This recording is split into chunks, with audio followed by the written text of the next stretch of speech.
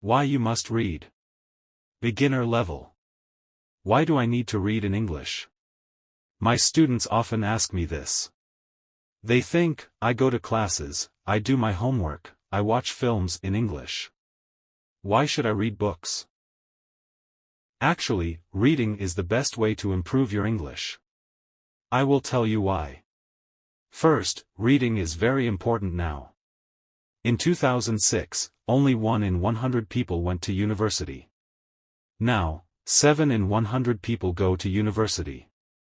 All jobs need more reading and writing than 100 years ago. This is true for everyone. It doesn't matter if you're an office worker or a mechanic. Second, reading will improve your speaking, writing, vocabulary and grammar better than any other way. It won't improve your listening, but it will improve your vocabulary. And when you have a better vocabulary, you can listen more easily, and improve your listening that way. In school, you probably read lots of English. You probably read boring textbooks and stories with exercises at the end. But I'm not talking about that. I'm talking about reading for pleasure. That means reading a book you enjoy because you enjoy it. You are not reading because your teacher said, read this book. You are not reading because you think, I should read this book. You are reading because you want to. In 1965, they did an experiment in schools in America. These schools were for boys who had done crimes. For example, some of them stole things.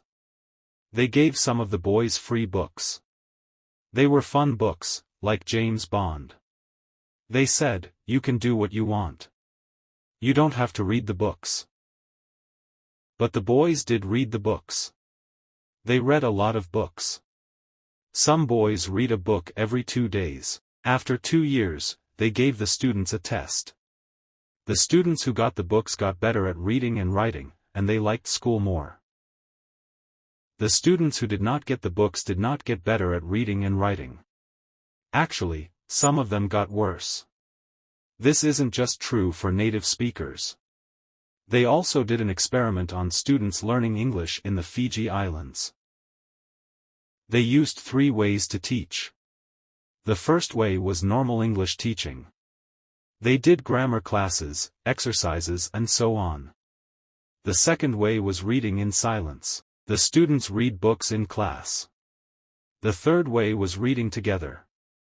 The teacher read books to the students. After 1 year, the 2 ways with reading were the best.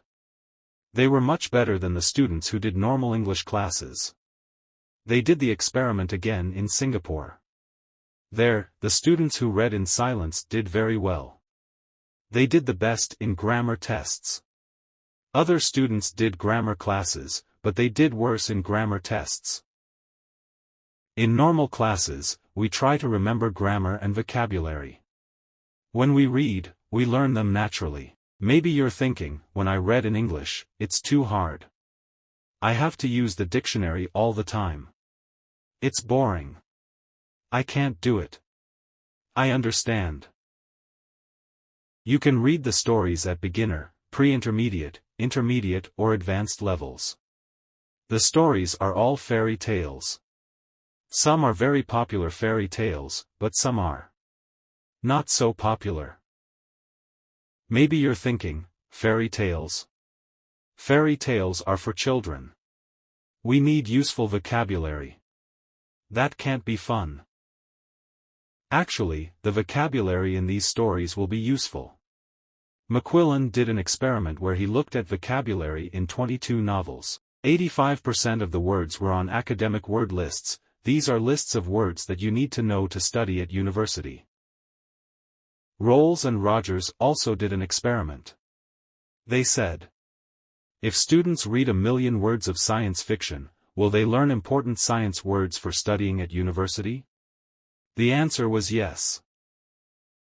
So yes, fairy tales are useful for you, too. But I understand if you still don't believe me. When I learned about all this, I found it hard to believe, too. But I like to try new things, and I love learning languages. So in 2017, I decided to do an experiment.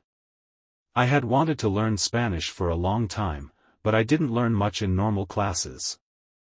I said, I will read 1,000,000 words in Spanish. Afterwards, I will see what my level is. 1,000,000 words is about 20 novels, so it was a lot of work. I started with very easy reading. Then I started reading translations of books that I knew in English. For example, I have read Harry Potter and Game of Thrones in English, so I read them in Spanish, too. Finally, I read new books in Spanish. I read Latin American authors, that means writers, such as Isabel Allende, Luis Jorge Borges and Manuel Puig. I loved them. I also listened to podcasts, but I always read the transcripts and added the words to my goal. After I finished reading 1,000,000 words, I wrote and talked to native speakers. I was at an intermediate level. I could understand almost everything I read, I could understand people when they spoke clearly, and I could have conversations. And I had spent most my time reading, not speaking. In 1 year I learned more than most students learn in 5 years. I didn't try to remember grammar and vocabulary. I learned them naturally. Maybe you're thinking, I don't believe this, or maybe you're thinking, wow. I'm going to read for hours every day. But I have to say something very important. You must read books that are easy. You must read books that are fun. If a book is too difficult or too boring, put it down and find another one. Stephen Krashen, an expert in language teaching, says, only read things in English that are fun and interesting. Read things that are really easy, that you wouldn't read in your native language because they are too easy.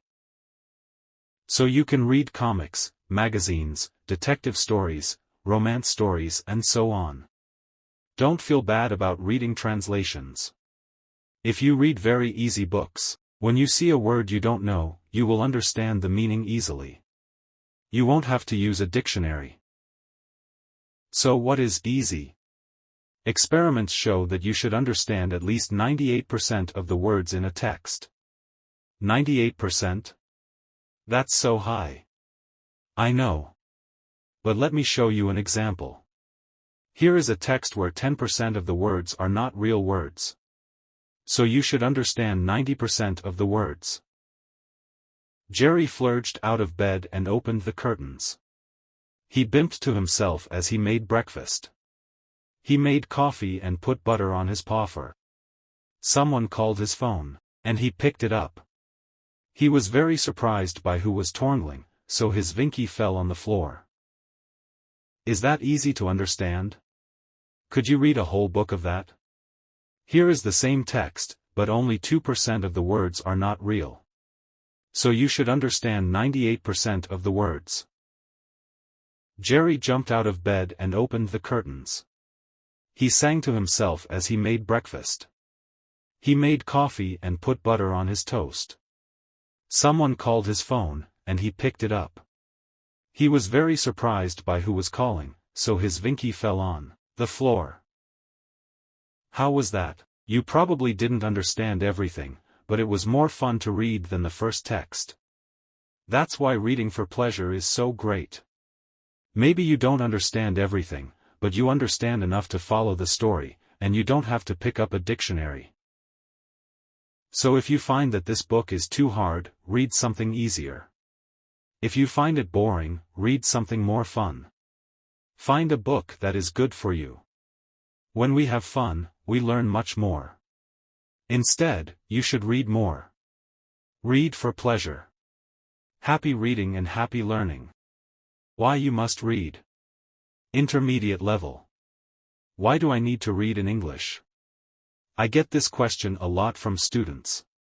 They argue that, as long as they're going to classes, doing their homework and watching films in English, there's no need to sit down with something as boring and old-fashioned as a book.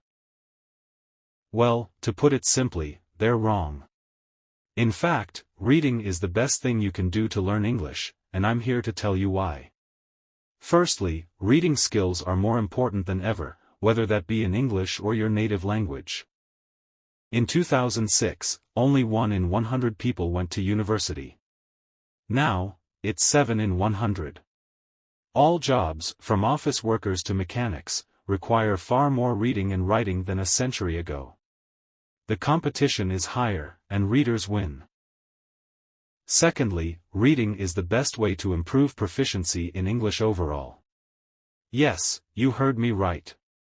Reading will improve your speaking, writing, vocabulary and grammar far more efficiently than any other method. It won't improve your listening skills, but it will give you the vocabulary necessary to train your ear quickly. But it's not just any reading we're talking about.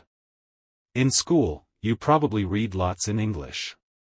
Boring textbooks and stories with exercises at the end. No, we're not talking about that. We're talking about reading for pleasure. That means reading a book because you enjoy it. Not because your teacher told you to. Not because it's what you're supposed to read to improve your English. No questions, no book reports. Just pure pleasure. Yeah, right, you're probably thinking. That's too good to be true. Let me show you. In 1965, an experiment was carried out in juvenile delinquent reform centers in America. One group of the students were given free books. They made sure they were exciting books that would appeal to young boys, such as James Bond. But unlike most reading programs, they were not required to read the books. They were simply given them.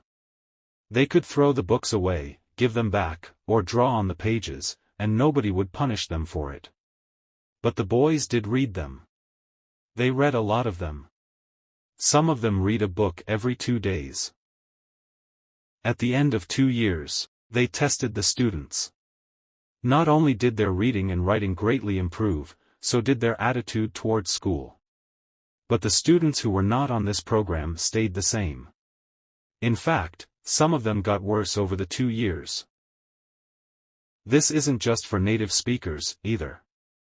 A study of English as a second language, ESL, students in the Fiji Islands looked at 3 methods: traditional English teaching, sustained silent reading, which means reading in silence for a long time, and a more conventional reading program, where the teachers read aloud to the students.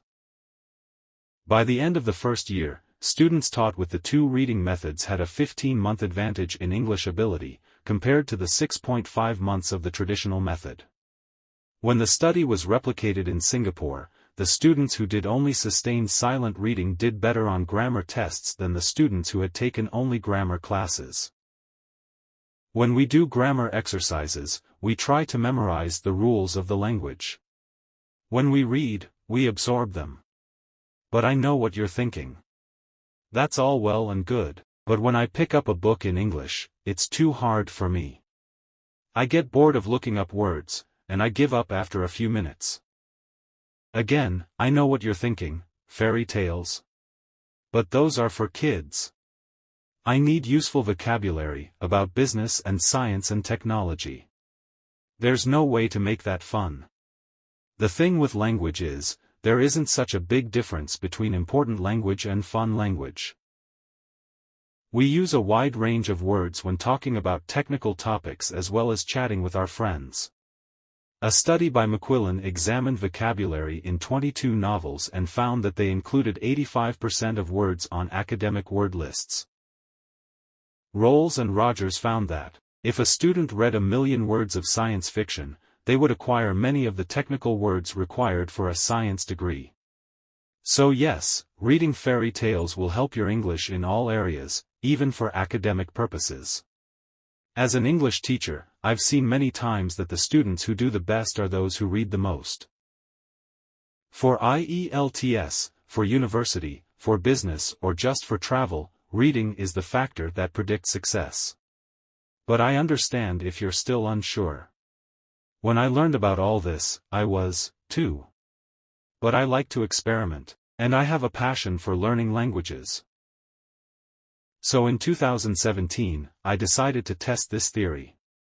I had wanted to learn Spanish for a long time, but aside from struggling with Duolingo and not really learning anything, I hadn't made a serious attempt.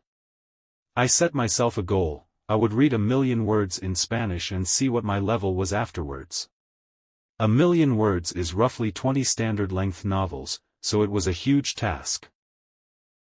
I started with very easy resources, like transcripts of podcasts for learners, but I avoided anything that felt too much like work. Once I'd learned the basics, I started reading translations of books that I knew in English, such as Harry Potter and A Song of Ice and Fire, you might know it as Game of Thrones. Finally, I was ready to move on to completely new books, and I fell in love with Latin American authors such as Isabel Allende, Luis Jorge Borges and Manuel Puig. With the reading, I also listened to podcasts, but I always read the transcripts and counted the words as part of my reading.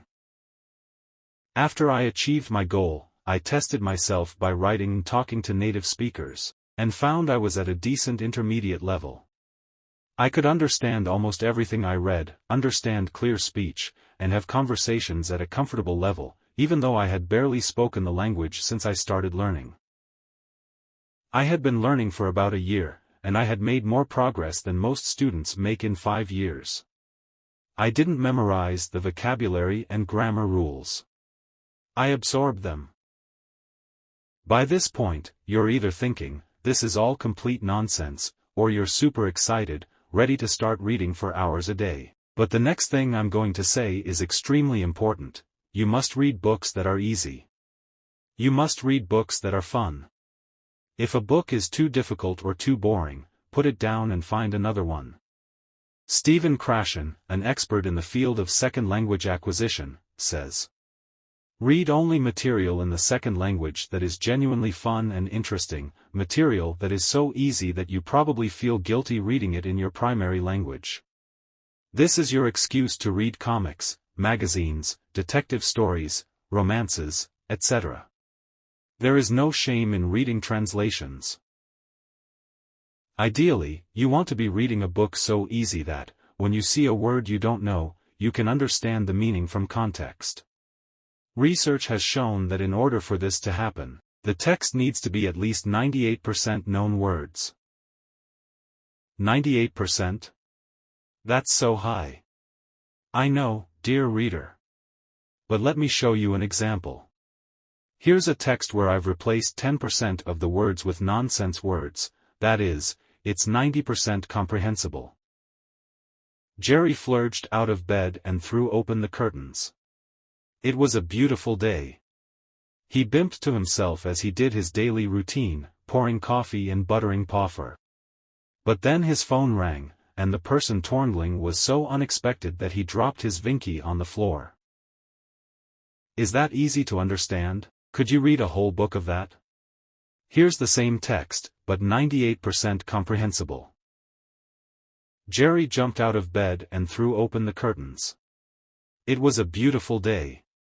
He sang to himself as he did his daily routine, pouring coffee and buttering toast. But then his phone rang, and the person calling was so unexpected that he dropped his Vinky on the floor. How was that? Even if you couldn't understand everything, I bet it was far more enjoyable to read than the first text. And that's the magic of reading for pleasure. Even if you didn't understand everything, you got enough to follow the story and keep going, without having to pick up a dictionary. As you read, focus on the meaning of the stories, and don't sweat it if you don't understand every single word. Just relax, and try to get lost in the pages. Believe it or not, when we have fun, we learn far better. The levels of these volumes are based on the Common European Framework of Reference, a system for defining language levels. You'll know them as A1, A2, B1, B2, C1 and C2, although these books only cover A2, C1. If you're A1 level, you probably need more guided teaching before you start reading, and if you're C2 level, then you can start reading books for native speakers. A great strategy, if you don't feel so confident about your reading ability, is to start with the beginner level of the book and reread it level by level, going all the way up to advanced. This will allow you to really absorb the new language and gradually increase the difficulty. There is not a huge difference between the intermediate level stories and the advanced level stories, but even rereading the same story twice can be very effective. We need to repeatedly encounter new words and phrases before our brain can really understand them. Happy reading and happy learning.